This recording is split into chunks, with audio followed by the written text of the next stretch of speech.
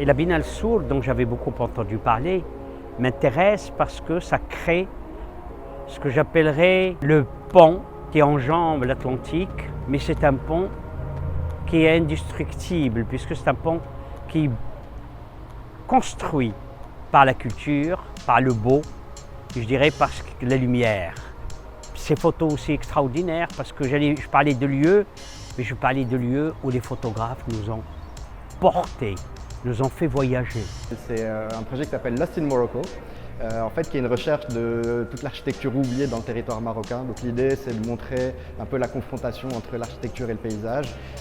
Alors là je montre essentiellement du patrimoine colonial et donc l'idée est de savoir un peu comment se réapproprie ici au Maroc toutes ces œuvres et ces ouvrages oubliés dans le grand territoire. Donc voilà, l'idée c'est de montrer vraiment cette confrontation entre l'artefact et la nature. Alors, le Musée national de la photographie est abrité dans le Fort Rothenburg. Ce lieu est le témoin d'une histoire très critique du Maroc pendant le 19e siècle, parce que le Maroc, à cette période, était un peu faible et donc plusieurs pays,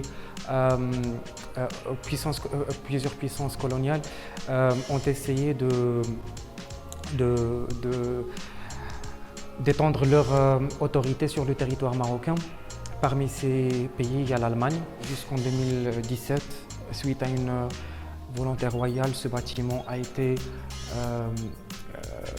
rebâti, reconstruit, restauré, réhabilité et transformé en une institution culturelle dédiée exclusivement à l'art de la photographie. Le fait qu'il y ait une exposition entre des Marocains ou moi entre autres et des photographes de Sud-Américains, c'est le contraste qu'on a du même.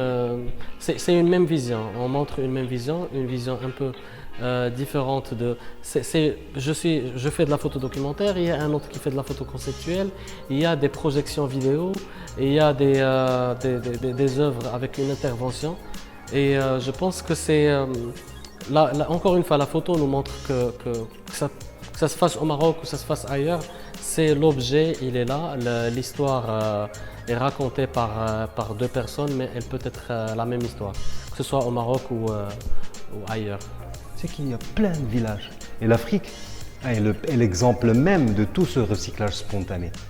En Afrique, on prend, on achète, ça ne marche pas, on répare. En Europe, on jette. On consomme, on jette, ça y est. Et on salit, on pollue et on se plaint.